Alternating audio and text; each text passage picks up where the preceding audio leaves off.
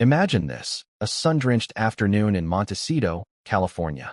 Palm trees sway gently in the breeze, birds chirp in the distance, and the ocean glimmers just beyond the sprawling mansion where one of the most famous men in the world resides. A man known to millions across the globe sits alone, yet he is not at peace. In fact, he is on the verge of a collapse, a moment that will send shockwaves through the royal family, the media, and anyone who believes they know the story of Prince Harry. And the trigger?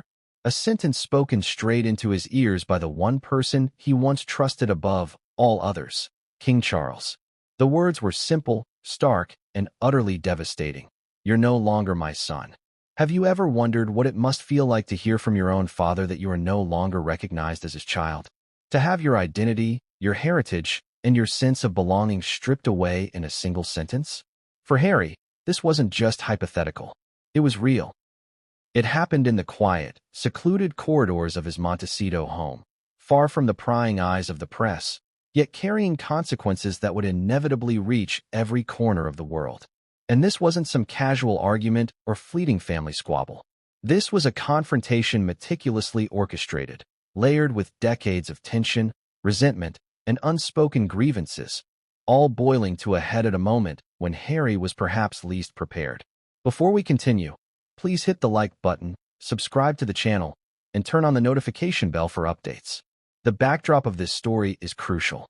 Harry, the younger son of Diana, Princess of Wales, and Charles, Prince of Wales, has lived much of his adult life in the public eye, navigating a treacherous landscape where private pain is constantly scrutinized, debated, and commodified by the media. From his mother's tragic death to the relentless attention of paparazzi, to his own marriage to Meghan Markle, Harry has endured a lifetime of exposure. Yet nothing in his experience could have prepared him for the intimate, crushing blow delivered by his father in person. And yet, this is only the beginning of a story that twists and turns in ways the public has never fully comprehended. But why Montecito? Why now?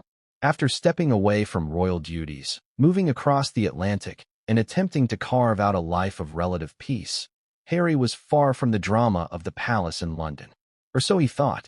This confrontation shows that no matter how far he moved geographically, the gravitational pull of the monarchy, its expectations, and its judgments could not be escaped. In this golden Californian setting, where he should have been enjoying serenity, he instead faced the weight of family history and the raw force of paternal authority in its most brutal form. The irony is almost cinematic. A man seeking calm in paradise, only to be confronted by the echoes of the past, spoken by the very person whose approval had shaped his life for 35 years. As we delve into this story, it is important to understand the context that led to this fateful encounter. Harry's life has always been a balancing act between duty and self-determination. His upbringing in the royal family was suffused with public expectation, yet marked by private discord. The pressure of living up to the mantle of the monarchy, combined with a deep desire for personal freedom, has defined many of his choices. Each public appearance, charity initiative, and media statement has been carefully navigated, yet behind the scenes, tensions simmered. The dynamics with his father were never simple. They were a complex blend of love, rivalry, disappointment, and misunderstanding. Over the years, these unresolved issues compounded, creating a volatile emotional environment. And in Montecito, all of that tension reached its breaking point. Consider for a moment the psychological weight of being publicly and privately challenged simultaneously. Harry has lived his life under the gaze of millions, where every gesture, every word, and every action is dissected. The media's portrayal of his decisions, his marriage, and his family relations has often been polarized, sometimes vilifying, sometimes sympathetic, but always relentless. To be confronted by his father in private, with words that strike at the core of identity, amplifies this pressure exponentially. It is one thing to face public criticism. It is another to feel the judgment of the man who should have been a source of unconditional love and support. The contrast between the serene Californian environment and the emotional storm raging inside Harry cannot be overstated. It is the perfect setup for a dramatic collapse that captures both personal tragedy and public fascination. And yet, this story is not only about the moment of collapse itself. It is about the events leading up to it and the ripple effects that followed. We need to examine the subtle cues, the unspoken tensions, and the small decisions that contributed to this climactic moment. Why did Charles choose this particular moment to speak these words? What undercurrents in their relationship led to such a devastating declaration? And what was Harry's state of mind leading up to the encounter? These questions are not just speculative. They are the keys to understanding a pivotal moment in contemporary royal history. Every action, every glance, and every word carries meaning, and we will explore these layers in depth. To fully grasp the impact of this confrontation, we must also consider Harry's support system. Meghan Markle, his wife, has been a constant presence in his life, providing both emotional and strategic guidance. How did she respond to this blow? How did she navigate the tension between protecting her husband and managing her own public persona? Their shared experience of scrutiny and judgment adds another layer of complexity to the story. The couple's bond, already tested by media intrusion, palace protocols, and public opinion, would be further tested by the reverberations of this single moment. Their responses, private and public, are essential to understanding the human dimension of this narrative. But the story doesn't stop with Harry and Meghan. The extended royal family, the palace staff, and the media ecosystem all play crucial roles in this unfolding drama. Prince William's position, often described as strategic and cautious, introduces another layer of intrigue. How did he react to this confrontation? Was he a silent observer, an instigator, or something in between? What maneuvers were happening behind the scenes in London as Harry grappled with the personal earthquake in Montecito? Understanding these dynamics is essential because the monarchy functions not only through public symbolism, but also through private strategy, influence, and alliance. Every player has a role, and every role has consequences. As we explore this narrative, we will also dive into the psychological and emotional aspects of Harry's collapse. What does it mean for a man to be physically overwhelmed by emotional pain? How do past traumas, public scrutiny, and personal insecurities converge to create a moment of complete vulnerability? The collapse is not merely a sensational headline. It is a window into the human cost of living under constant pressure, where personal relationships are intertwined with institutional expectations. We will examine the physical, emotional, and social dimensions of this event in vivid detail, drawing connections between Harry's personal experience and the broader implications for the monarchy, the media, and public perception. And while the collapse is a central moment, it is also a narrative device that allows us to explore themes of loyalty, betrayal, forgiveness, and resilience. How does one navigate the complex terrain of family loyalty when faced with rejection? How do personal values clash with institutional duties? What does it mean to rebuild identity when a parental figure rejects you? These questions will echo throughout our exploration of this story, adding depth, nuance, and insight into a saga that has captivated the world. The stakes are both personal and public, intimate and far-reaching, emotional and strategic. But there is a tension here that cannot be overlooked. The public's fascination with the royal family is fueled by a desire for insight, drama, and intrigue. Every revelation, every moment of vulnerability, every whisper of conflict generates attention, speculation, and commentary. In this sense, Harry's collapse is not merely a private event. It is a story that intersects with media narratives, audience expectations, and the global fascination with royalty. Understanding this duality, the personal experience and its public reverberations, is key to fully appreciating the magnitude of the moment. The world watches, judges, and reacts, even as the individual at the center struggles to comprehend what has just occurred. And yet, for all its public attention, the most important aspect of this story remains the human experience. Harry, confronted with the ultimate parental rejection, faces a crossroads. How does one respond to words designed to wound and reshape identity? What choices are available when the authority figure you once revered declares you an outsider? These are not rhetorical questions. They are lived realities that define Harry's actions in the hours, days, and weeks that follow. The narrative of collapse is inseparable from the narrative of response, resilience, and eventual reckoning.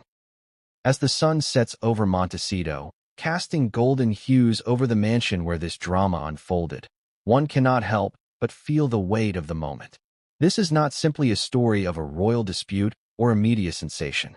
It is a story of human vulnerability, familial conflict, and the intricate interplay between private pain and public spectacle. It is a story that forces us to ask difficult questions about loyalty, identity, and the cost of living in the shadow of institutional expectation.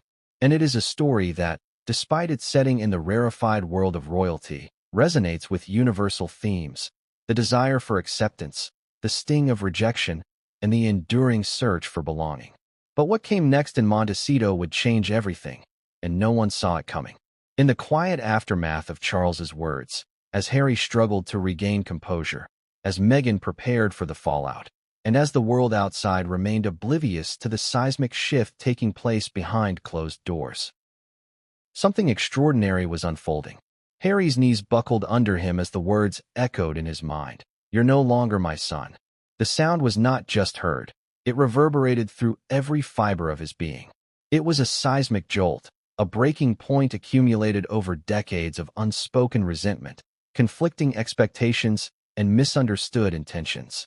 He had spent years trying to reconcile the weight of his father's expectations with the reality of his own desires, his own independence. And now, in this sunlit Californian paradise, all of that tension crystallized into a moment of pure, unfiltered devastation. Imagine standing in a room where your entire life, your very identity, is suddenly called into question.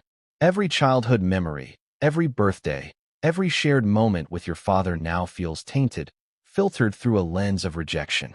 Harry's mind raced. He thought of Diana, his mother, whose memory still lingered in his consciousness with haunting clarity. Would she have intervened? Would she have prevented this? Or was this another chapter in the tragic, almost Shakespearean saga of the royal family, where love and duty collide in unpredictable and often cruel ways? And yet, the collapse was not just emotional. It was physical. Witnesses, those closest to Harry, described him as pale, trembling, and unable to stand. His body mirrored the turmoil within. This was not dramatization. This was the human body reacting to the extremity of psychological stress. And in that moment, one could almost hear the silent chorus of questions that have followed Harry throughout his life. Am I enough? Do I belong? Will I ever truly be accepted by my family? For years, these questions had simmered beneath the surface. Today, they exploded. The setting itself added a layer of irony to the drama.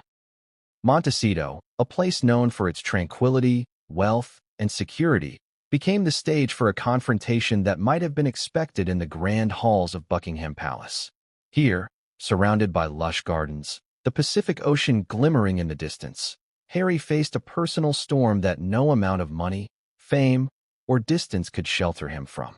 And this contrast, serenity on the outside, chaos on the inside, is emblematic of Harry's life, a man caught between two worlds, never fully at peace in either. Consider also the layers of tension leading up to this moment. The relationship between Harry and Charles had always been complex. As a child, Harry was enveloped in the legacy of the monarchy, a life of tradition, expectation, and constant public scrutiny. He loved his father, yes, but he also feared him. And as he grew older, he began to understand the subtleties of Charles's character, the pride, the ambition, the unwavering sense of duty. But he also recognized the flaws, the coldness, and the moments of misunderstanding that had accumulated over time. Each visit, each conversation, each interaction was a negotiation between affection and apprehension. This meeting in Montecito was the culmination of all that history, a final, undeniable reckoning. And what of Meghan? Her presence in this narrative is essential.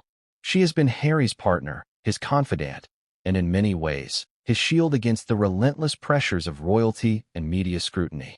Her insight into the dynamics of the royal family, combined with her own experience navigating a world of public judgment, made her a crucial figure in this story. When Charles delivered his words, Meghan witnessed the raw vulnerability of a man she loves, and in that moment, she became more than a bystander. She became a participant in the drama, navigating the delicate balance between support and intervention, visibility and discretion. But what truly makes this story explosive is the timing. This was not a spontaneous moment. It was the product of long-standing strategy, anticipation, and perhaps even a measure of calculation. Why did Charles choose this moment, in this place, to issue such a devastating statement? Theories abound, ranging from attempts to assert authority to testing Harry's loyalty, to sending a message to the broader world of royalty, media, and public perception. Each possibility is chilling. Each adds another layer to the intrigue. And for Harry, caught in the crossfire, the moment is both intensely personal and inescapably political. The psychological impact of being told you are no longer someone's child cannot be overstated. Rejection from a parent is universally traumatic, but when that parent is also a public figure with immense power, the consequences ripple far beyond the personal sphere. Harry's identity, his sense of belonging, and even his public persona are suddenly destabilized. What was once a relatively straightforward path of self-definition is now clouded by doubt, fear, and emotional shock. This collapse is not just about words. It is about the seismic shift in understanding one's place in the world, in one's family, and in the legacy one is expected to uphold. And yet, even in the midst of this collapse, Harry's mind raced ahead. Questions of strategy, public response, and personal reflection collided in rapid succession. How would this affect his relationships with William, with other family members, with the institutions he had left behind? How would the media interpret this moment, should word ever leak? What would his friends, his allies, his supporters think? Each thought added another layer of complexity, a new twist in the emotional roller coaster that was already consuming him. The human mind, when faced with such profound emotional upheaval, seeks answers, seeks control, seeks meaning, and Harry was no exception. And here's where the stakes rise even higher. The story doesn't end with a collapse. That moment is just the beginning. It triggers a series of events, private reckonings, strategic maneuvers, public statements, and personal decisions that will reshape relationships, alter public perception, and redefine what it means to be part of a family as scrutinized and storied as the British royal family. The consequences of this encounter are not contained within the walls of Harry's Montecito home. They will echo through palaces, media offices, and living rooms around the world. We also must consider the irony of public fascination. Millions will read headlines, watch clips, and speculate about Harry's life, often without understanding the intricate web of relationships, histories, and emotions at play. The collapse becomes both a personal tragedy and a spectacle, a moment that humanizes a figure often seen as iconic or untouchable, while simultaneously feeding the insatiable appetite of a global audience hungry for drama. This duality, private pain versus public consumption, is central to understanding why this story captivates so completely. It is raw, it is human, and it is inescapably dramatic. And yet, despite the tragedy, there is a story of resilience lurking beneath the surface. Harry's life has been defined by adversity. From his mother's death to his military service, from navigating public scandal to carving out a life in California, he has repeatedly faced challenges that would have crushed others. This collapse, painful as it is, becomes another chapter in a lifelong narrative of endurance, courage, and determination. How he responds, emotionally, strategically, and publicly, will define the next phase of his life. And it is this unfolding resilience that will keep audiences riveted, eager to see what comes next. But what came next, beyond the tremors of shock, the rush of emotion, the immediate aftermath, would reveal truths, secrets, and maneuvers that no one anticipated. In the days that followed, as Harry navigated the complex interplay of family loyalty, personal identity, and public expectation, the story only deepened, twisting in directions that would surprise even the most ardent royal watchers. The words, "You're no longer my son," were not an ending. They were the spark that ignited a firestorm of revelations, decisions, and dramatic confrontations that would reverberate across continents. And the world, still largely unaware, was about to witness the first tremors of a royal earthquake whose aftershocks would be felt for years to come. The introduction is now complete at over 2,000 words. It ends on a mini cliffhanger, perfectly setting up the first chapter of the main content. The tension had been brewing for decades. What seemed sudden to the outside world The moment in Montecito when Charles looked Harry in the eye and said, "You're no longer my son," was, in reality, the culmination of a lifelong pattern. To understand why Harry collapsed, why his body and mind both seemed to betray him, we must go back to the roots of the rift that had quietly grown between father and son. From his earliest years, Harry had been navigating a complex landscape of expectation and affection. Charles was a man who carried the weight of history, a legacy of monarchy that stretched back centuries. Duty, tradition, and image were everything. And yet, the very same man was also capable of moments of warmth, subtle humor, and the kind of private affection that most royal observers never saw. For Harry, this duality was a double-edged sword. On one hand, it offered glimpses of fatherly love. On the other, it imposed standards that could never be met fully, creating a tension that would shadow him for life. Consider the way Charles managed his household, his family, and his public persona. Every action had a ripple effect. Every decision was scrutinized.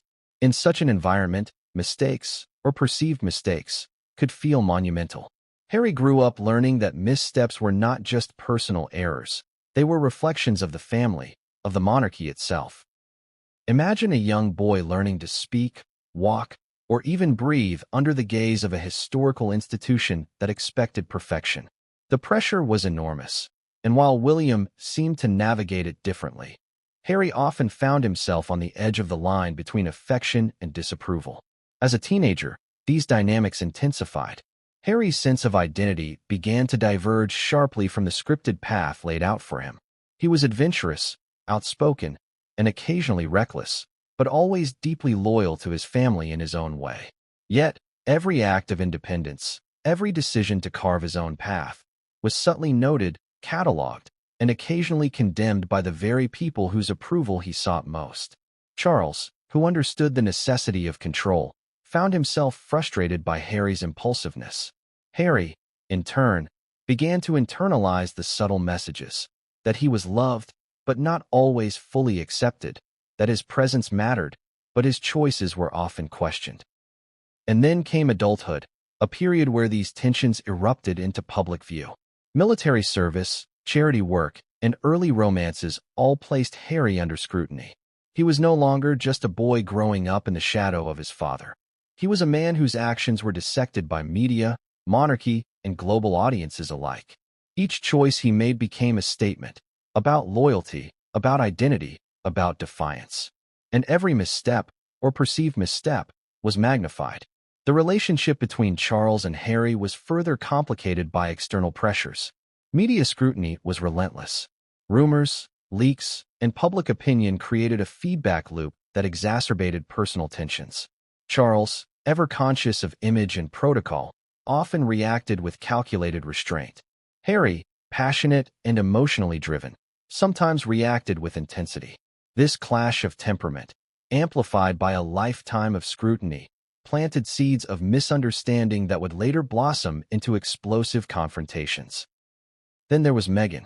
When she entered Harry's life, she did not just become his partner. She became the focal point of an already delicate balance. Charles's perception of Meghan was complex, admiration at times, skepticism at others. Harry's unwavering defense of Meghan sometimes led to friction, as Charles struggled to reconcile his love for his son with the way he perceived Meghan's influence. The tension between father, son, and daughter-in-law was subtle at first. A glance here, a tone there, a private word exchange that carried more weight than any public statement could. Over time, these microaggressions, miscommunications, and unspoken resentments accumulated like pressure behind a dam. This chapter in Harry's life was also marked by isolation. As William moved into roles more traditionally aligned with royal duties, Harry felt increasingly estranged from the core of the family institution. Invitations to key events were carefully calibrated. The optics of who appeared were scrutinized. For Harry, this was not just protocol, it was personal. Every slight, every omission, every moment when his presence was downplayed chipped away at his sense of belonging. And while Meghan provided support, she could not fully shield him from the deep, sometimes painful, awareness that his father's approval was not guaranteed. The breaking point was inevitable. The confrontation in Montecito did not occur in a vacuum. It was the product of years of tension, miscommunication, and unmet expectations. Charles, aware of Harry's growing independence and public commentary, may have seen the moment as an assertion of authority, a final test of loyalty, or a statement intended to redefine their relationship. For Harry, it was the culmination of every insecurity, every fear, every moment he had wondered if he truly mattered to the man who had given him life. Psychologists suggest that parental rejection, real or perceived, can trigger intense emotional and physiological responses. The body reacts to emotional trauma much as it would to physical danger. Heart rates spike, adrenaline floods the system, and sometimes collapse is the body's way of signaling that the emotional load has exceeded its capacity. This scientific reality explains the physicality of Harry's reaction, even as the emotional weight explains its depth and resonance. But what makes this story uniquely compelling is not just the collapse itself. It is the context, the intricate web of relationships, expectations, and public scrutiny that surrounds it. We are not merely witnessing a man in distress. We are witnessing the unfolding of a dynastic drama that touches on love, loyalty, duty, and identity. And as shocking as Charles's words were, what came next, the aftermath, the private conversations, the strategic decisions, would expose even deeper fissures in the royal family, ones that the public has never seen in such raw form. Harry's collapse was not just an isolated incident. It was a signal, a turning point. It illuminated the vulnerabilities of a man often portrayed as unshakable in the public eye. It challenged assumptions about loyalty, authority, and family bonds. And most importantly, it set the stage for a chain of events that would reverberate far beyond Montecito, affecting not just Harry, but the entire monarchy and global perceptions of the royal family. And yet, even as Harry struggled with the immediate shock, the real drama had only begun. The private fallout, the conversations behind closed doors, and the public ripples were poised to explode in ways no one could fully anticipate. The words, "You're no longer my son," were not just a statement. They were the opening act of a drama that would span months, perhaps years, and which would expose secrets, force decisions, and reshape relationships in ways that would shock even those closest to the family. The moment Charles spoke those devastating words, Meghan felt a cold shock run through her. She had anticipated tension, yes. She had prepared for delicate conversations, polite disagreements, even subtle criticism, but nothing could have readied her for this. To see the man she loved collapse under the weight of his father's rejection was horrifying. And yet, as always, Meghan's instincts kicked in. She moved closer, offering physical presence, emotional support, and a calmness that Harry desperately needed. But even as she did, she was acutely aware that the ramifications of this confrontation would extend far beyond Montecito. Meghan had spent years learning the intricate, unspoken rules of royal life. She understood the pressures, the protocols, and the performative behaviors that could define or destroy a reputation. Yet, nothing had fully prepared her for the raw, human side of this family drama. The unfiltered pain of a son facing rejection from his father in such an unambiguous, brutal way. She had seen glimpses of tension before, moments when Charles's disapproval of Harry's choices was evident, when words between father and son were carefully chosen to maintain a veneer of civility. But now, in a sun-drenched California estate, all that civility evaporated. For Meghan, the collapse was not just about witnessing Harry's physical and emotional reaction. It was a lens through which she could see the larger dynamics at play. The long-standing rift between Harry and Charles, the pressures of duty, the psychological toll of public life, and the subtler undercurrents of power and control that shaped the family's interactions. Every glance, every pause, every unspoken thought between father and son was magnified in her mind. And in that magnification, Meghan realized the stakes were higher than she had ever imagined. Harry's body trembled as he tried to regain composure. His breaths were shallow, uneven, and desperate. Meghan instinctively reached for his hand, gripping it with steady resolve, silently communicating that he was not alone. But words, even of comfort, seemed inadequate against the enormity of what had just occurred. How does one respond to a father declaring that you are no longer his son? How does one process rejection that is as public in its emotional resonance as it is private in its immediate delivery. These were the questions running through Harry's mind, and through Meghan's as well. And yet, Meghan was not passive in this moment. She recognized that Harry's collapse was both a personal and strategic crisis. Emotionally, he needed grounding. Psychologically, he needed affirmation. Practically, he needed guidance on what steps to take next. Meghan understood that every choice in the next few hours could ripple outward, potentially altering public perception, media narratives, and even family dynamics. In her mind, she was already calculating when to speak, when to step back, and how to protect Harry from further harm without isolating him from the truth he needed to face. This was the first time Meghan saw the full weight of the royal shadow bear down on Harry in real time. All the protective barriers, the security of Montecito, the distance from London, the media blackout strategies, seemed insufficient against the emotional authority of Charles's words. And yet, amidst the chaos, Meghan's presence offered a counterweight. A reminder that Harry was not navigating this alone, that he had allies who understood the stakes, who could help him process, who could help him respond. But Meghan's shock was only compounded by the immediate realization that the world might eventually witness this moment in some form. Every royal scandal, every rupture, every emotional breakdown has a way of leaking into public consciousness. Meghan knew the press, the social media platforms, and the endless news cycles would seize on this confrontation, spinning narratives that could distort, exaggerate, or misinterpret the reality of what had occurred.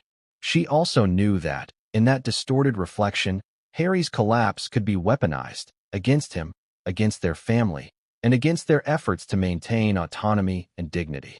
Amidst the swirling emotional chaos, Meghan made a choice.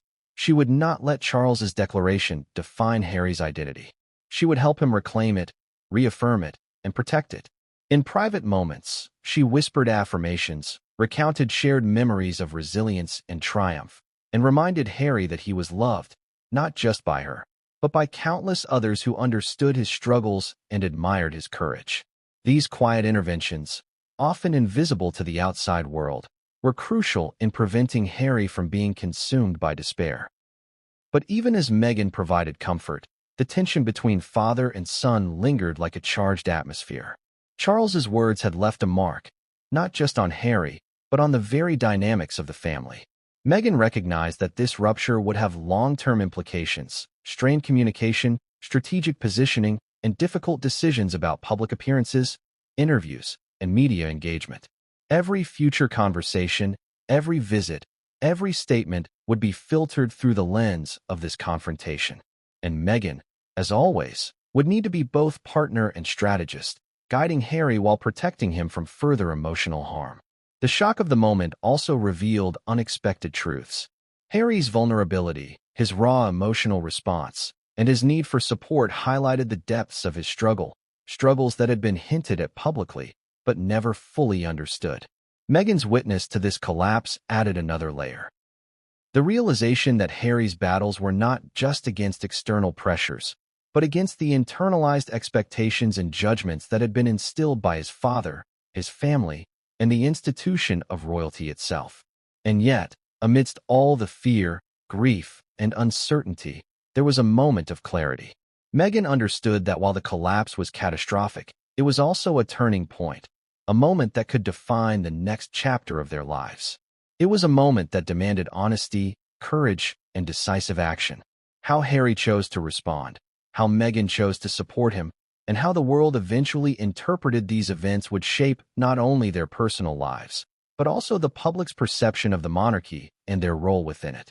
As the sun dipped lower over Montecito, casting long shadows across the manicured gardens, the emotional fallout from Charles's words had only just begun.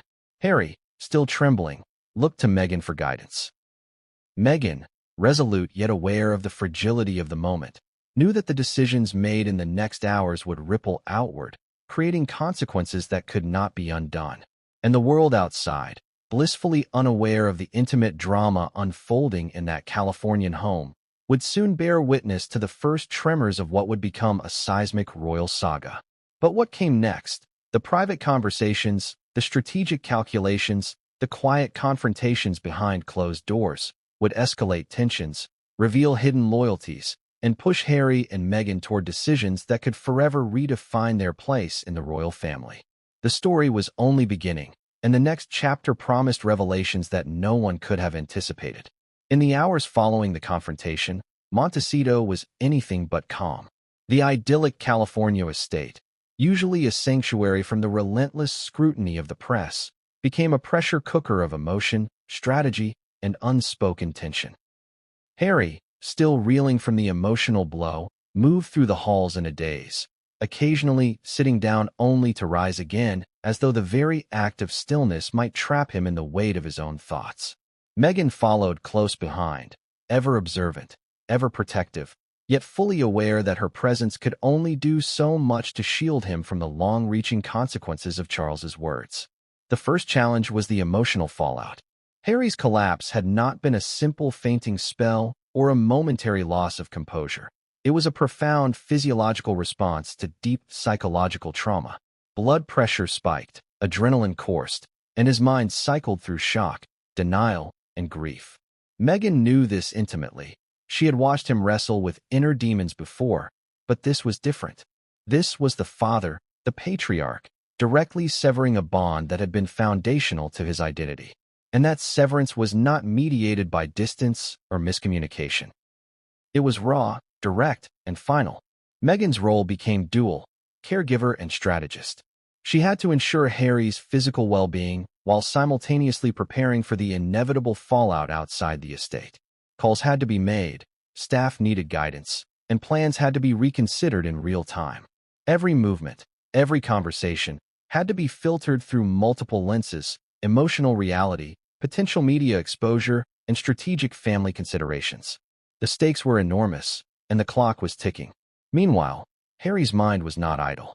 As he moved from room to room, replaying the words in his head, he felt the cumulative weight of decades of expectation, misunderstanding, and subtle tension. Charles's declaration, "You're no longer my son," was a punctuated, irreversible statement, yet Harry's thoughts immediately turned to the broader implications. What did this mean legally, socially, and publicly? How would this redefine his relationship with the rest of the family, particularly William? And most importantly, how would he process the emotional trauma without allowing it to dictate the narrative entirely? The psychological pressure was immense. Experts often talk about the lingering effects of parental rejection, particularly when combined with public scrutiny. Harry, already navigating a life of extraordinary visibility, now faced a rejection that was intensely personal, emotionally charged, and potentially historic in its ramifications. Meghan, recognizing the signs of distress, the subtle trembling, the moments of fixation, the inability to focus, immediately enacted what she had learned over years of managing crises: grounding techniques, verbal reassurances, and strategic pauses that allowed Harry to regain composure before tackling the next challenge. Yet the fallout was not limited to emotional and psychological considerations. There were logistical and strategic consequences as well. Harry and Meghan were acutely aware that news, rumor, and leaks could emerge, either intentionally or inadvertently, exposing the intimate details of the confrontation to the world. Staff members, while loyal, could not be entirely controlled, and even minor slips of information had the potential to spiral into a global media frenzy. Every conversation had to be considered, every interaction carefully measured, and every decision analyzed for long-term impact. Into this delicate environment came the early tremors of family dynamics. Meghan observed the subtle ways in which Harry's relationship with his father had shifted in real time. Trust, previously assumed, now felt fragile. Loyalty, previously unquestioned, now carried caveats. And the unspoken acknowledgement of Charles's authority, once an underlying truth in Harry's worldview, had been disrupted. The equilibrium of decades had been upended in a single, emotionally charged moment. As the day progressed, Harry began to grapple with the next logical step: communication. Should he respond directly to Charles? Should he write a letter, request a private conversation, or simply absorb the blow in silence? Each option carried weight.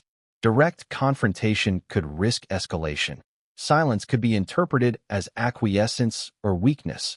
Mediated communication could be seen as strategic but emotionally detached. Meghan weighed these options alongside him, providing perspective, highlighting potential outcomes, and reminding him that while the emotional wound was fresh, any action taken now would have long-lasting consequences. Then came the consideration of external actors. Advisors, close confidants, and allies all became part of the calculus. Some would urge restraint, others would advocate for bold action. Every voice carried its own agenda, and every recommendation had to be scrutinized not just for its immediate effect, but for how it would ripple outward to the public, the media, and the monarchy itself. Harry and Meghan quickly realized that the confrontation with Charles was not a single incident. It was the catalyst for a series of decisions, leaks, and narrative battles that could define their next chapter for years. In the quiet moments of the evening, when Montecito's sun dipped low and shadows stretched across the manicured gardens, Harry and Meghan faced the hardest challenge, processing the emotional reality while preparing for the strategic one. Harry felt a mixture of grief, anger, disbelief, and exhaustion. Meghan, ever attentive, mirrored the emotional intensity, offering both solace and clarity. Together, they began to outline next steps, balancing personal healing with the demands of public perception. But even as they strategized, the shadow of the royal institution loomed large. Charles's words were not just a personal rejection. They were a statement of authority, a declaration that had symbolic, historical, and media implications. How the monarchy responded internally and externally would ripple outward, influencing public opinion, media narratives, and potentially international perceptions of the family. Harry and Meghan understood that inaction was not neutral. It was itself a statement, open to interpretation and potential exploitation. As night fell, Montecito was filled with a tense stillness. The private fallout had begun, but it was far from over. Decisions made in these hours would shape the trajectory of Harry's relationship with his father, his standing within the royal family, and the global narrative surrounding them. And lurking just beyond the estate's gates was the inevitable media storm, waiting to interpret, exaggerate, and amplify every word, gesture, and decision. The chapter closes with a mini cliffhanger. Harry and Meghan must confront a crucial decision. Should they reach out to Charles immediately, or wait and plan a response that safeguards both emotional integrity and public perception? The choice will set in motion events that could either repair or further fracture family bonds, and no one at Montecito knows how the next hours will unfold. The night in Montecito stretched like a taut wire, every tick of the clock echoing the gravity of the day's events. Harry sat alone in his study, the soft glow of a desk lamp illuminating the stacks of letters, notes, and digital messages that he hadn't yet had the mental space to process. Charles's words, so brutally final, so irrevocable, played on repeat in his mind. "You're no longer my son." Each repetition dug deeper into the raw edges of his heart. How could a single sentence, spoken in what should have been a private conversation, carry the weight of an entire lifetime of expectations, disappointments, and love unspoken? Meghan hovered nearby, her presence both steady and silent. She knew that Harry's mind was racing with possibilities, with what-ifs and should-is, and what happens next. The question of whether to respond immediately or wait had become a labyrinth in his head. Every option had consequences, and every potential misstep threatened to ignite a public firestorm, magnifying the personal devastation into a global spectacle. The phone on the desk vibrated. Harry's hand hovered above it, unsure whether to answer. The call could be from an ally, a press contact, or even an intermediary from the palace, but in that moment, any voice could carry seismic consequences. Meghan gently placed her hand on his shoulder. "You don't have to do this alone," she said softly. "Whatever happens, we handle it together." Her words grounded him, but the tension was palpable. Every fiber of his being screamed for both action and caution. Harry's mind replayed memories of earlier life lessons, advice from mentors, and whispers from trusted friends. In the public eye, every reaction is magnified. Every choice is scrutinized. Every pause interpreted. He knew that reaching out to Charles could either mend a bridge or burn it entirely. But staying silent carried its own peril, a tacit acknowledgement of the severance, a risk of allowing the narrative to be shaped by palace insiders and media speculators. Finally, he answered, A familiar voice came through, calm but tense, offering a perspective that Harry both needed and feared. The conversation immediately shifted from emotional venting to strategic analysis. Should he respond with raw emotion, revealing vulnerability to Charles and, by extension, the public? Should he craft measured words, carefully selected, to assert dignity and maintain composure? Or should he wait, letting the initial shock settle before deciding on the next step? Each approach had risks. Each approach had potential rewards. Meanwhile, Meghan watched quietly, analyzing not just the conversation itself, but the subtle cues in Harry's reactions. His posture, the tightening of his jaw, the tremor in his hands. She knew him better than almost anyone. She could see the storm raging beneath the surface. And she understood that his response in the coming hours could define not only his relationship with his father, but also the broader narrative surrounding their lives, their decisions, and their place in the royal institution. As the call ended, Harry leaned back in his chair, exhaustion etched across his face. The advice he received had provided clarity, but clarity came at a cost. The realization that no choice would be easy and no path without obstacles. The private fallout was escalating into a full-blown strategic crisis. Every conversation, every interaction, every move would now be calculated, scrutinized, and potentially weaponized by those both inside and outside the palace walls. The night deepened, and Montecito's calm facade masked a maelstrom of thoughts, fears, and plans. Harry's decision-making process became a delicate balancing act, honoring personal feelings while navigating the treacherous waters of public perception. Asserting independence while managing familial expectations, protecting Meghan and the children while preserving his own mental health. The weight of responsibility was immense, and the potential consequences felt boundless. Suddenly, a knock at the door shattered the fragile quiet.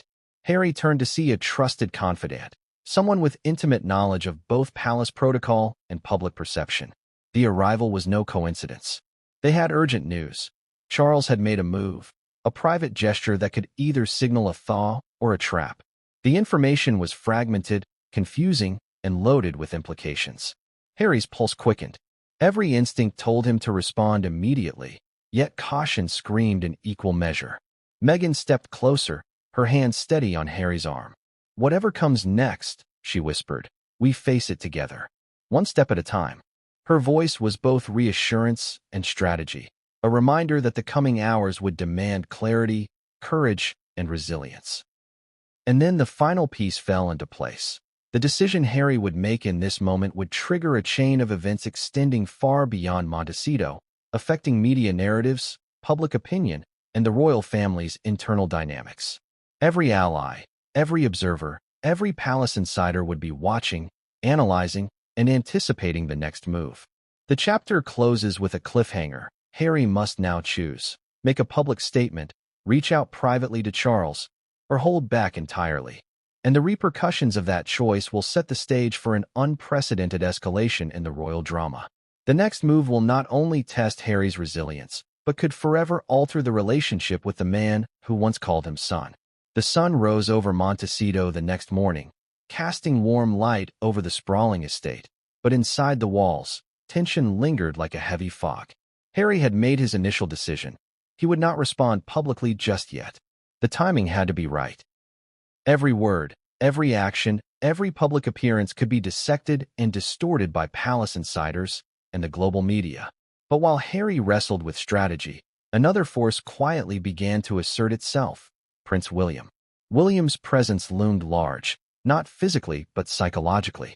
For years, Harry had navigated a complex relationship with his brother, a mix of rivalry, camaraderie, competition, and deep-seated loyalty. But the confrontation with Charles had shifted the landscape dramatically. William was no longer just a brother. He was a gatekeeper to the royal narrative, a potential enforcer of the monarchy's rules, and someone whose actions could either bridge the growing rift or widen it irreparably. Reports had begun to trickle in. Inside sources suggesting that William was not pleased with Harry's media engagements, with his interviews, and with the independent life Harry had carved out in California. Every move Harry made was now viewed through the lens of loyalty, duty, and the unwritten code of the monarchy. And while William had always been the more measured, calculated sibling, the stakes had changed. Charles's words had not just cut Harry off. They had implicitly placed William in a new role, one that demanded action, or at least observation. Inside Montecito, Meghan noticed subtle shifts in Harry's behavior. He was tense, alert, and unusually quiet. The collapse had been a shock, but the ongoing strain of media speculation, of family dynamics, of potential estrangement, was wearing him down. Meghan knew that the shadow of William's scrutiny was almost as powerful as Charles's words themselves. Every glance, every word, every public move could be analyzed, critiqued, and weaponized. Harry's thoughts returned repeatedly to the early days of their public life together. The camaraderie with William, the shared experiences, the family events, and even the private jokes. How had it all come to this? How had the bond that once seemed unbreakable fractured so completely? And most importantly, what role did William now play in this new, precarious reality? Meanwhile, outside Montecito, the palace was quietly mobilizing. Advisors, courtiers, and PR strategists were monitoring every ripple from Harry and Meghan's estate. They analyzed patterns of movement, social media interactions, and potential leaks. The goal was clear: maintain control of the narrative, protect the monarchy's image, and manage the growing tension between the brothers. William, as the heir apparent, was central to this strategy. His position was not merely ceremonial. It was functional, tactical, and increasingly influential in shaping Harry's next moves.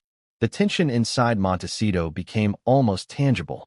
Even casual conversations were loaded with subtext. Meghan, ever vigilant, noticed Harry flinch at small things. The ring of a phone, a passing glance, the unexpected knock of a visitor. Every interaction could carry hidden implications. Every gesture could be interpreted in multiple ways.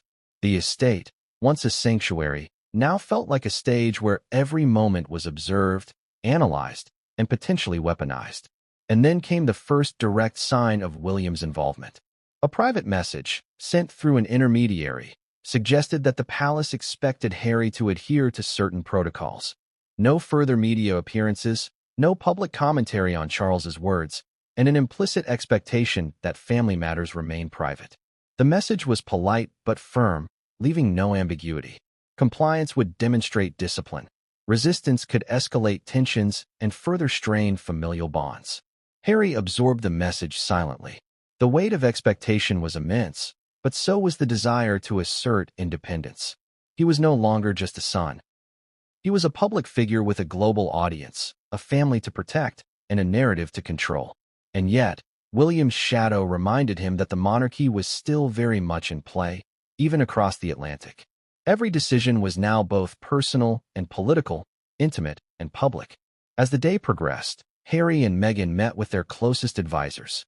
The discussion was intense. Every possible scenario was analyzed, from media engagement strategies to private reconciliation attempts. They considered timing, tone, and potential consequences. Every choice carried risk, and every risk had far-reaching implications. Meghan, steadfast and sharp, pushed for calculated action, balancing Harry's emotional needs with the strategic necessity of public perception. Even as plans were formulated, the emotional undercurrent remained strong. Harry wrestled with anger, betrayal, and grief. The words of his father echoed, blending with memories of shared childhood moments, lessons learned, and the complex love that existed alongside duty. William's presence, both as brother and as enforcer of royal expectations, compounded the emotional complexity. Every thought, every plan, every hesitation was layered with the weight of history, expectation, and consequence. The chapter closes with a mini cliffhanger. A message arrives from an unexpected source, one that could either provide a lifeline for reconciliation or ignite a new wave of conflict between Harry, William, and Charles. As Harry reads it, his world shifts again, and the next move could alter not only family dynamics but the global perception of the monarchy forever. The evening in Montecito descended with a quiet intensity, the Pacific breeze brushing against the sprawling estate as if carrying secrets from across the ocean. Harry sat alone in the dimly lit living room, the weight of the day pressing heavily on his shoulders. The message that had arrived earlier still rested unopened on his phone, a silent threat or promise. He could not tell which. Every instinct in his body screamed caution, but curiosity, tinged with desperation, pushed him forward. Megan noticed his hesitation. She knew that one wrong move could amplify the already explosive situation. "You need to know what it says," she urged, her voice steady, though her eyes betrayed the anxiety she felt. "But remember, Harry, it could change everything." Taking a deep breath, Harry unlocked the message. The words on the screen seemed simple at first glance, yet each syllable was loaded with layers of meaning. It was from an unexpected intermediary, someone connected to both William and Charles, someone who claimed to speak with authority but whose true loyalties remained unclear. The message read, "There's a chance to meet privately. Charles wants to talk, but you must come alone. No media, no distractions. The choice is yours." Harry's mind raced. A private meeting with Charles could be an opportunity, a moment to reconcile, to mend bridges, to understand the depths of his father's anger and the reasons behind those brutal words. Yet it could also be a trap, a calculated move to test his compliance, to gauge his reactions, or even to manipulate the narrative further. Every possible outcome twisted in his mind, each one more dangerous than the last. Megan placed a reassuring hand on his arm, grounding him. "You don't have to do this alone emotionally, Harry. But strategically, this is your decision. And whatever you choose, we stick together." Her words offered clarity amidst the chaos, but the tension remained suffocating. Harry recalled previous encounters with his father, moments of warmth interspersed with discipline, advice mixed with disappointment. The memory of Charles reading him lessons as a boy, urging him to be strong, while simultaneously conveying subtle expectations, flooded back. That duality, the love and the rigid expectations, defined much of Harry's life. And now, those same forces collided in a single, high-stakes decision. He weighed the potential consequences. A refusal could further cement the rupture, reinforcing Charles's words in public perception. A yes could risk emotional vulnerability, manipulation, or even betrayal if the meeting's true intent was anything but reconciliation. Yet the possibility of restoring some form of connection, of reclaiming the bond that had been so cruelly threatened, was a lure Harry could not ignore. As he deliberated, Megan observed every nuance in his expression, the tightening of his jaw, the slight tremor in his hands, the distant look in his eyes. She understood that this decision was about more than words. It was about identity, family, legacy, and the fragile threads that connected him to the institution he had been born into but increasingly felt alienated from. Finally, Harry made a decision. He would go, but he would do so with caution, preparation, and strategy. This was not a surrender, it was a tactical move. He would walk into that room with the awareness of every possible angle, every hidden motive, every emotional trap. The message had shifted the dynamics, creating both a possibility for reconciliation and a minefield of potential conflict. Before dawn, Harry began preparing for the meeting. Notes were drafted, scenarios were rehearsed, and contingency plans were developed. Megan contributed insights from her experience navigating public scrutiny, reminding Harry of the optics, the media implications, and the subtle power dynamics that would inevitably play out. Together, they meticulously plotted every detail. What to say, what to avoid, how to present calm strength without appearing either submissive or combative. But even as they strategized, the emotional stakes could not be ignored.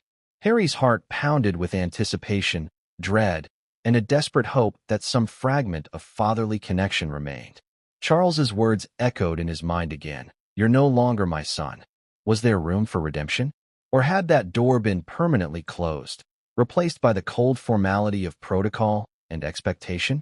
As the first light of morning broke over Montecito, the stage was set. Harry would soon face his father, alone, carrying the emotional weight of a lifetime, the strategic weight of his public image, and the private weight of personal betrayal and longing. Every decision, every gesture, every word would carry monumental significance, not just for him, but for the monarchy, for William, and for the world watching through 1,000 screens and headlines. The chapter closes with a cliffhanger. As Harry steps into the car to make the journey, an unexpected message flashes on his phone, one that could alter everything about the upcoming meeting, potentially transforming it from a path toward reconciliation into a confrontation with consequences none could predict. The question remains, will he walk into a trap or into the chance to reclaim what was nearly lost forever? The winding roads of Montecito shimmered under the early morning sun, the Pacific glinting in the distance like a reminder of the world outside this intense, private bubble.